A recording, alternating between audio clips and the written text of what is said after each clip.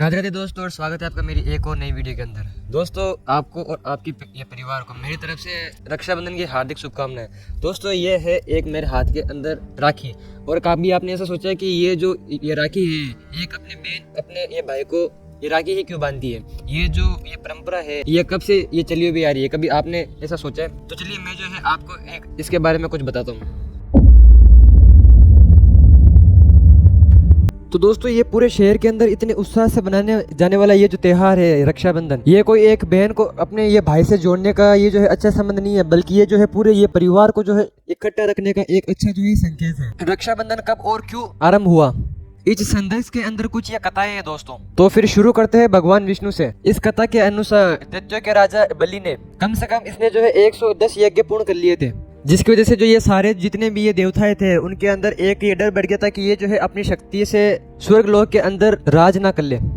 इसलिए सब देवता भगवान विष्णु के समक्ष उनकी रक्षा के लिए पहुंचे थे। तब जो अपने ये भगवान विष्णु है उन्होंने जो है ब्राह्मण का अवतार लिया था और फिर वो गए ये राजा बलि के पास में और उनसे भिक्षा मांगी थी। भिक्षा के अंदर उसने जो है 3 पग भूमि को ये देने का निश्चय किया था। तब जो भगवान विष्णु थे उन्होंने एक पग के अंदर स्वर्ग और दूसरे पग के अंदर उन्होंने पृथ्वी को लिया था। तब ये राजा बलि है उन्होंने जो विष्णु जी का जो ये तीसरा पग आगे बढ़ते हुए देखा था, तब वो जो है बहुत ज्यादा ये चिंतित हो चुके थे और फिर वो समझ नहीं पा रहा था कि अब जो है मैं क्या करूं। फिर जो ये राजा बलि था इन्होंने जो है उसके जो सिर है उसको जो है ये ब्राह्मण के नीचे देने का फैसला कर लिया था और उनसे ये भी कहा कि जो आप है जो मेरा ये तीसरा पग मेरे सर के ऊपर रख दीजिए। और इस प्रकार राजा बलि से स्वर्ग और पृथ्वी पे राज करने का अधिकार उन्होंने छीन लिया था। और फिर बलि जो है रसातन के अंदर चला गया था। और फिर क्या हुआ था, जो ये राजा बलि था उन्होंने जो है भगवान से विनती करी कि आप जो है हमेशा मेरे साथ में रहना। और फिर राजा बलि को श्री विष्णु जी भगवान का द्वारपाल बनना पड़ा था, जिस कारण जो ये देवी जो लक्ष्मी है हमारी वो जो है दुविधा के अंदर पड़ गई थी। वो जो है विष्णु जी को देवालय से उठाकर अपने तरफ खींचना चाहती थी।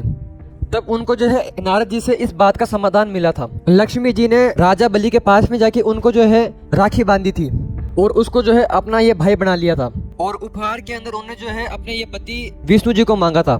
ये जो दिन था ये श्रावण मास की पूर्णिमा का दिन था और इसी से जो है ये रक्षाबंधन का आरंभ हुआ था।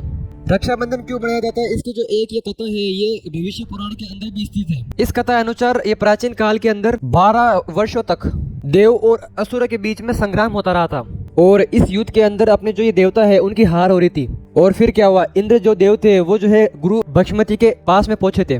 वहाँ इंद्र की पति शष्मी भी उपस्थित थी और इंद्र को दुखी देख के इंद्रनी ने उनसे कहा कि स्वामी कल जो है ब्राह्मण शुक्ल पूर्णिमा है, मैं विधि विधान के साथ में आपके लिए एक रक्षा सूत्र तैयार करूंगी और आप जो है सफलतापूर्ण उसको जो है ये ब्राह्मणों से बंधा लीजिएगा और आपकी विजय निश्चय होगी।